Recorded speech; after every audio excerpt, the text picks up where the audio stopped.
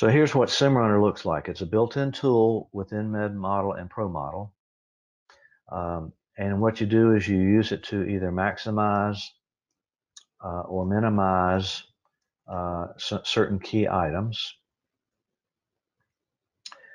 to provide what we call a pseudo optimization solution. I want to be careful calling it a pseudo optimization because it is not pure optimization like linear programming, goal programming, integer programming, which are obviously very linear, deterministic applications we either use or have learned in school.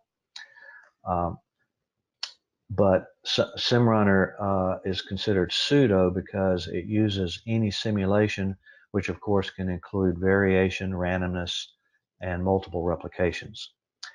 To do that, we must have a valid objective function.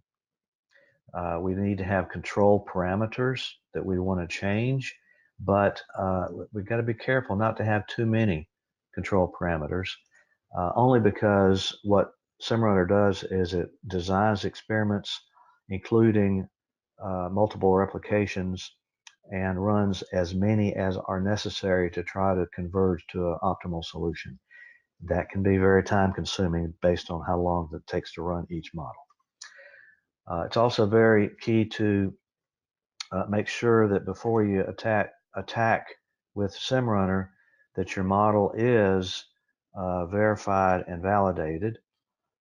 In other words, is the model built correctly? And does the model meet the benchmark results correctly? SimRunner is one of the last things that you do in a model development.